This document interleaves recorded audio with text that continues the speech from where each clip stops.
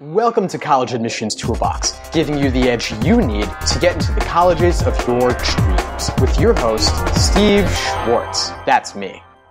Today we're talking with Milyon Trulove, who's the Reed College Vice President and Dean of Admission and Financial Aid. Welcome to College Admissions Toolbox, Milyon. How are you doing today? I'm doing great, Steve. I'm really glad to be here. This is fun.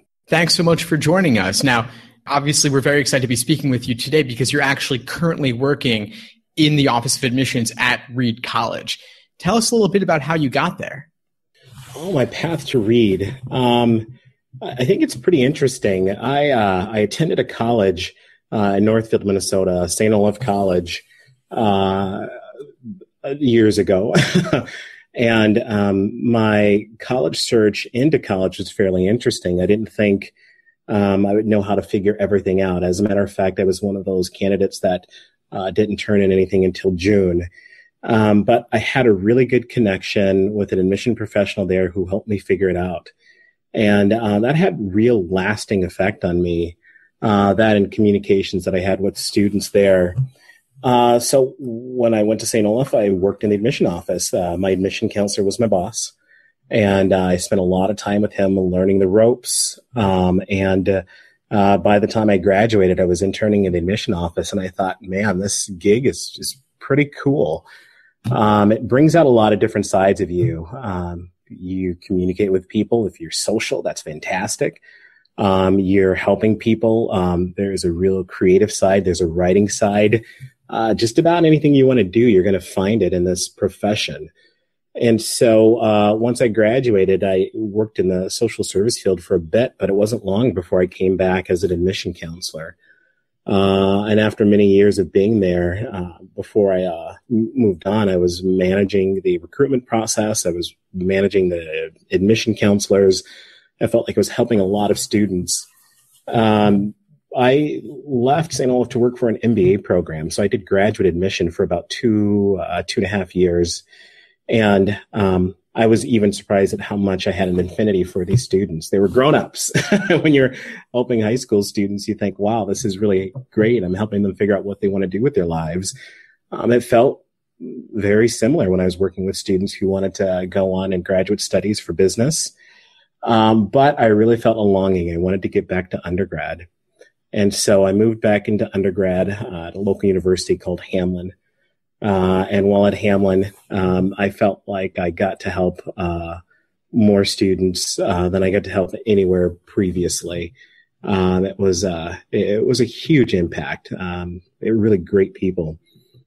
For many years, my family and I have always talked about moving somewhere else. So as you've heard, most of my experiences in Minnesota. I even interned at Macalester College, which is in Minnesota.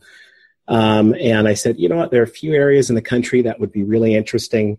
Portland sounds kind of fun. And Reed College, I was familiar with it because I had friends here. It's a college that changed lives. This is a group of schools identified by Lauren Pope, who was a well-respected education author. And he said, these are places that are pivotal in the experiences of students to help them figure out what they want to do with their lives.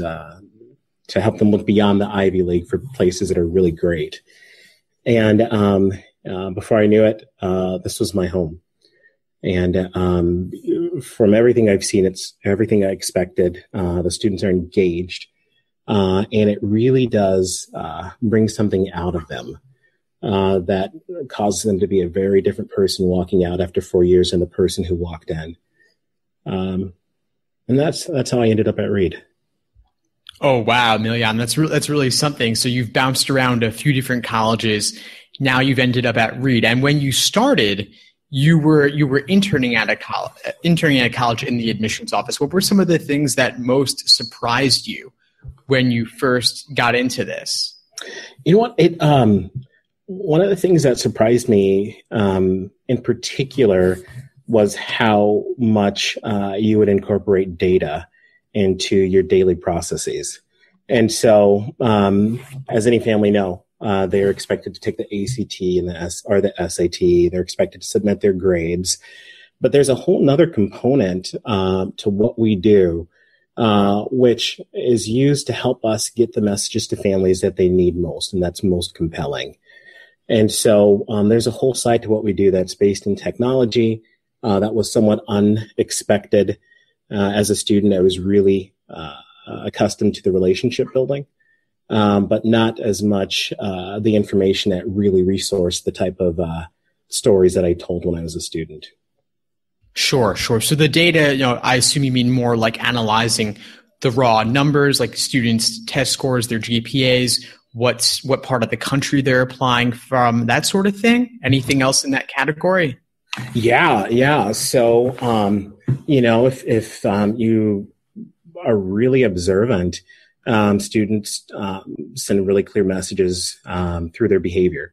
If a student visits campus, they are going to be more likely to apply to a school. It makes sense, but that can be verified quantitatively.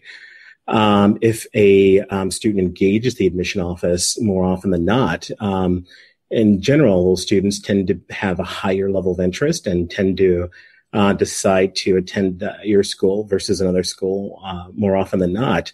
But it also tells you what you're not talking about. And these are things that your school might do really well.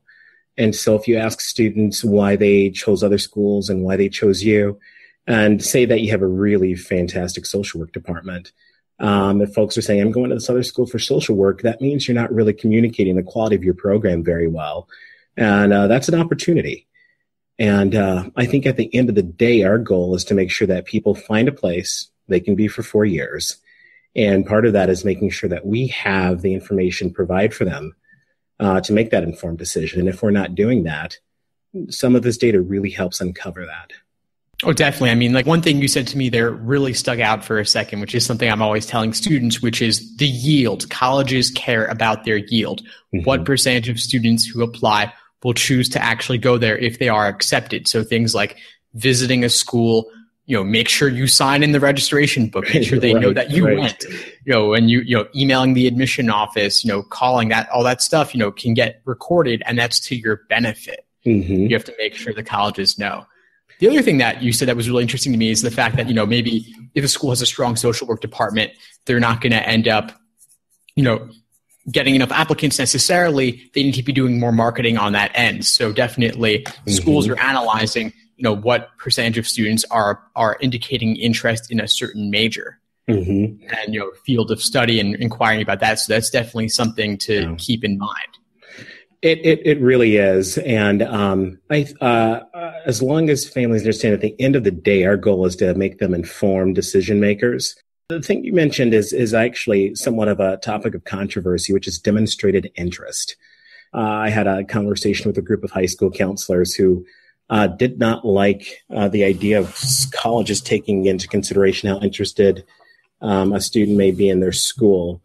I think that's tough. So you'll hear a lot of schools saying that that's something they don't do. And I certainly believe that to be true in some cases. But if you take a look, every year, College Board, NACAC, this is a national organization for admission counselors. They do a survey for colleges and they say, hey, what's important to you? What are you really taking into consideration? If you look over the last 15, 20 years, you'll see this component called demonstrated interest grows and grows and grows. And things like class rank actually goes down. And so it really is a thing, and it's something that colleges, a good number of colleges pay attention to. Oh, definitely. It's a tricky issue, but for sure applicants need to be thinking about what's going to be in their best interest at the end of the day, right? Absolutely. For sure. Could you walk us through a little bit of, the application cycle for Reed, just in terms of, the year-round application cycle, marketing the school, reviewing applications. What's the timeline like for you? Absolutely. I think most of our students apply using the regular decision process. And I think that's true at most schools. And that is something that, the deadline for regular decision is January 15th. But so many critical activities happen before that. I find that students who are engaged in the process, even as early as their junior year, are often put in the best position to make themselves competitive for admission. So in your junior year, students will often start to make initial visits to schools. They'll start to visit schools visit the admission representative that goes to their high school. At the end of the year, they'll often take the standardized test. I think the sweet spot for taking that ACT or SAT, if a student takes it more than once, and I would suggest they take it at least twice, is at the end of the junior year, beginning of the senior year. There just seems to be, in my experience, an improvement between the time span between the two. But most of those test scores for us come from students. We start communicating with them over the summer. And then at the beginning of the school year, we do a lot more engagement, which means we're on the road meeting with folks at college fairs in the high schools. We're doing individual interviews for seniors who really want to tell us their story. And our early decision, this is the process that's binding. If a student applies early decision, they're saying a school is their first choice. We have about 250 students that apply who say, if I'm admitted, I'm going to commit myself to attending Reed. After that process and notification, we move into regular, and the reading timeline for Reed and for other selective schools is quite long. So between the months, for the months of January, February, and March, we're reading a lot of applications. We're making tough decisions. And then we announce those decisions around April 1st to let folks know if they've received admission. And then an engagement happens again. Students make their final decisions. They're usually focused on academic programs. So families will visit. And then May 1st, the national reply date, is when people will say yay or nay. This is the place I'll go. Or this is the place that, it's been a great experience, but you're not for me. Well, thanks so much for sharing that, Milyon. Definitely of interest to our listeners out there. One thing you mentioned that I want to go into a bit more detail on is, the essay review process and the fact that, application review, that selective schools will spend more time reviewing applications. Mm-hmm. I know you guys are part of the Colleges That Change Lives list, which is a great list of colleges that I'll link to in the show notes and highly recommend. Great. I'm wondering, to what extent you guys might review essays or applications differently than some of the larger schools. I'm thinking I'm not going to name any specific ones, but just large schools, mm-hmm. thousands of applicants. They might not have as much time to look at essays or applications in detail and might have to filter more based on the numbers. How do you guys approach it? That's a really great question. And I think our approach actually has to do with the fact that Reed doesn't participate in college rankings like U.S. World News. It's a long way to say that it becomes critically important for us to evaluate a student and the way in which they'll contribute to our community. And Reed is a place where lives the life of the mind. And this intellectual community really requires a student to display that somehow through this application. And one of the best ways to do that is through an interview or through an essay. What I always tell folks is if you can't visit a college campus, that essay is your conversation with the admission committee. And we take that very seriously. Very long way to say that. We probably put more weight on the essay than what might always be typical. So we're paying less attention to, let's say, how selective we want to be, but rather the community we want to build. And a way that someone can talk about or communicate how they'll fit into the community or what they'll contribute to the community is through that essay.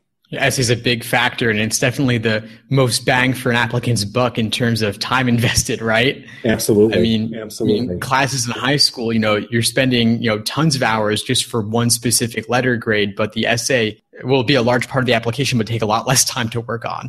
Well, you put a lot into it. And there's another component of this. Schools will often ask a question, and it sounds something like this. Why do you want to attend, my college, Reed College? And it is an extra writing piece. It's tricky because it doesn't look as though it's as substantive as that first essay. But in actuality, it's wildly important. I'll say times that we sit down at the table and there's students that are fairly well matched and we have a hard time making a decision. We'll go to that why Reed or that institutional essay to really help us make a final decision. And so in addition to that essay, I encourage students to keep an eye out for a why, University of Chicago essay or why, I'm not sure if the institution has one, but an essay like that, and really be thoughtful about it. communicate that you understand what the school has to offer, and think about how your personality or your experiences match with that school, and communicate that. Oh, definitely. I mean, like I said before, we talked about, coming back to that yield.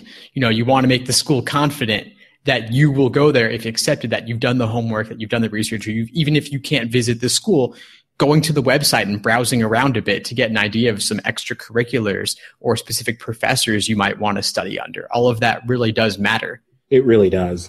I even suggest that students, when you're on the website, don't go to the admission website. Go to the student affairs website, or read about the school and what activities they have to offer. And it gives you a different flavor.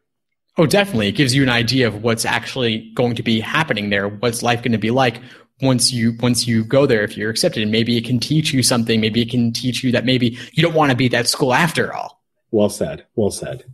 No, thanks so much for sharing that advice, Milyon. Really appreciate it.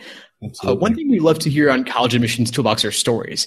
Could you take us to the worst moment in time that you've seen or experienced in the college admissions process? Yeah. This was a story I was very closely associated to. So just imagine you're in the throes of reading a college application, sitting at your dining room table, and we often do this at 1, 2 o'clock in the morning in some cases, depending on the deadline. And you get the great envelope that is entitled Essay Enclosed, and you open it up and turn it upside down, and you get this really great essay, possibly, but it's in puzzle pieces. Wow. And the last thing you want to do at 1 or 2 o'clock in the morning is put together an essay piece by piece. And so, that's a particular low point. It's the thing I would say is, creativity is appreciated. Creativity and moderation is even better. Sure, definitely. So that might be an area where you want to play it safe. Yeah, for sure. Now with the rise of online applications, at least people won't be doing that quite as often, right? That's true. It is, it's always, we're always looking for creativity. And so there's this immense pressure for students just to, do anything they can to stand out. And so finding ways to do that effectively, I think that's the challenge. Are there any applications you've seen recently, or any that come to mind where applicants were creative in a constructive way? Yeah, one of my favorite essays, and I remember it like it was yesterday. It was a student that I had worked with. He wrote an essay about how he would get to know the admission counselor, which was me. And he went on to describe this experience of meeting at his favorite location in Minneapolis, Minnehaha Falls, and whipping out this bowl of his favorite cereal. He talked about why the falls were important to him, why the cereal was important to him, and just suggested we sit down over this bowl of cereal at my favorite spot, and we'd have this wonderful conversation. And, that's really lived with me for years. And I literally can see it in my head, as I'm telling you the story right now. But what I finally come to realize was that I walked away from reading that essay understanding who he was and how he would contribute to the community and how sincere he was. And, it's not very complicated. It's actually very simple. But he captured his voice in a way that I recall years and years later. Oh, wow. No, that's really incredible. I mean, it really just goes to show that you can write an essay about literally anything. Mm-hmm.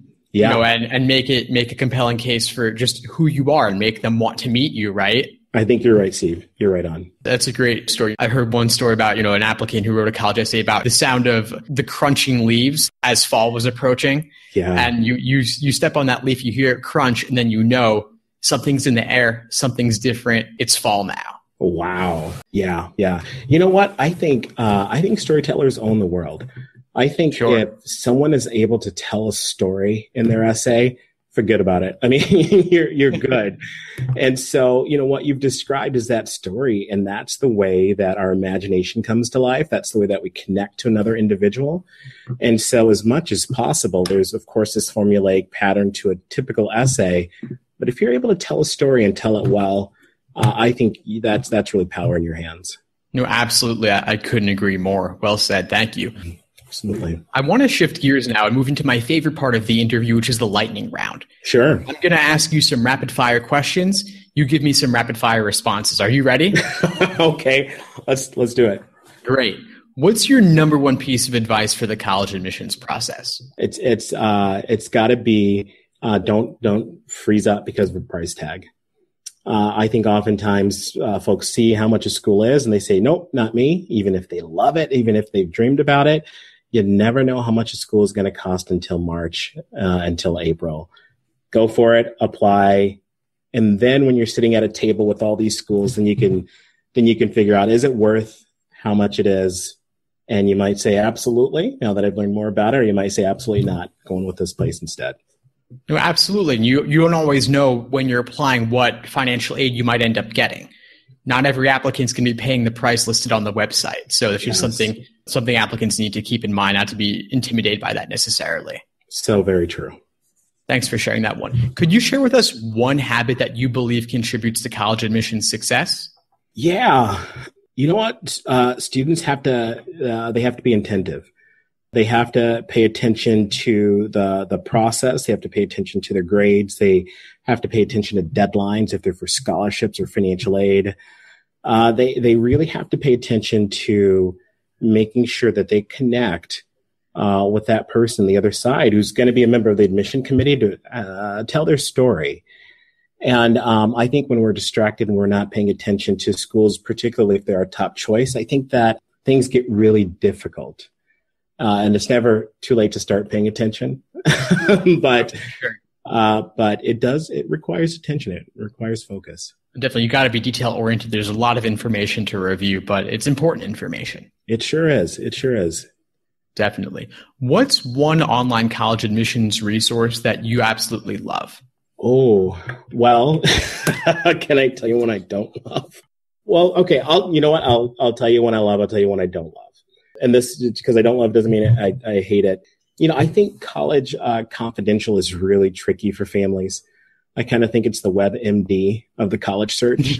Definitely. When folks look up a condition and they read all the bad news and they think, oh my gosh, I'm going to die. I think sometimes open format feedback might be inclined to not always give people a full perspective. And it's certainly insightful in many ways. But I just think it's really tricky for families. And it should not be an exclusive resource in my opinion. Oh, definitely not. There's a lot of unfiltered information in there. Anyone can post. You don't necessarily know if the information's correct. Right. And one of my favorites, believe it or not, is just, I really like the Princeton Review website. As I mentioned before, we don't participate in rankings, and so we don't participate in their rankings portion. But what's a little bit different about their website is two things. They have surveys. And so this isn't calculated information. This is actual information from the current students and their opinion of their current institution. And for me, that's actually fairly reliable and authentic.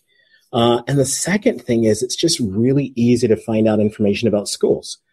You plug in, what majors are you thinking about? What size do you want? What cost do you want? Any components like that. And it comes up with a pretty good list of schools and in a fairly unbiased way. And it's comprehensive, easy to navigate. That's actually one of my favorites. No, it's definitely a great one. It's useful. It's comprehensive. It's everything you need. I'll link to it in the show notes for sure. Excellent. Thanks for sharing that one. What's one book that you believe no college applicant should be without? Oh, I'm totally going to be biased on this. Lauren Pope, individual I mentioned before, who wrote the book Colleges That Change Lives. He wrote a book before that, and it's called Looking Beyond the Ivy League. It's basically helping folks find a college that's right for them, and without the pressure of thinking that the only schools that exist are Harvard, Yale, Stanford, so on and so forth. It really helps families reorient about what's really important and what's really important to them. And so it's a really relieving way to read about the college search. Looking Beyond the Ivy League by Lauren Pope. Oh, thanks so much for sharing that one. I'll link to it in the show notes. Definitely, you don't have to go to an Ivy League school to be happy. In fact, for all you know, you might be happier at a non-Ivy. Absolutely. So it's good to look beyond that simple list of schools. Colleges That Change Lives and Looking Beyond the Ivy League are both great books. We'll link to them in the show notes for sure. That's great. Well, thanks so much for joining us, Milyon. Really enjoyed speaking with you. You shared a lot of useful advice and information. What's next for you? I'm really thinking about sort of the conversations that we've talked to today. It's part of the benefit of having had a variety of experiences in the admission arena. You kind of understand why some schools have some challenges, why some are doing well. So I'm actually working on a professional resource for other schools on identifying what's distinctive and what's compelling about your institution. It's going to be a great resource for professional colleagues by professional colleagues. And so my goal is to really help folks figure out how they can bring the best out of their schools. Oh, wow. That sounds like a great project. Excited to see what you do with that. Absolutely. Well, this was great, Milyon. Thanks again for doing this. Really appreciate your time. Steve, I had a lot of fun talking to you. Thanks for giving me this time to talk to your audience. I wanted to give you guys a few quick tips on starting your college essay because I've been getting some questions about getting over writer's block and finally choosing a topic. Writing college essays is really, really hard. I spent months thinking about college essays, but felt like I was getting nowhere when it came to actually getting started. I mean, it's not easy to start writing a college essay that's supposed to show admission officers who you really are. One of the most effective ways I found to help students finally start their essays is by telling them not to start at the beginning. Instead, I recommend using a strategy called free writing. It's pretty simple, kind of stream of consciousness. You just write down any random ideas as they come to you. Then you figure out how to connect them and edit them later. So if you think of something, anything at all, that you think might work well for your essay, just write it down. Don't think about whether it's good or bad, or whether it'll work or not. Just get it all down on paper or on the computer. I've seen so many students write the best sentences of their essays only after they do a lot of free writing.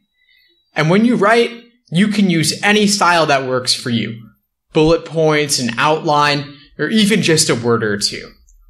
Another strategy that really works is to use writing prompts. They're really a great tool to help you get started and make it a lot easier. I don't know if you've ever done Mad Libs, maybe as a kid, but it's kind of similar to those. For those of you who've never used writing prompts before, I'll just give you a couple of quick examples. They could be sentences as simple as, I enjoy learning about X because Y. Here's another one. A global issue that excites me is X because Y. I know these might sound kind of lame, but really, don't knock it till you've tried it. Doing a bunch of these can really help get your creative juices flowing. So I've put together a ton of writing prompts and also some lists of questions to get those juices flowing so you can finally get started with your college essay. These tools can really help you if you're having trouble getting motivated or if you're unsure about what to write about. These are just some of the resources I've put together in a premium course to help you write effective college essays. You can get access to all of these resources and sign up for the college essay course at collegeadmissionstoolbox.com/essays.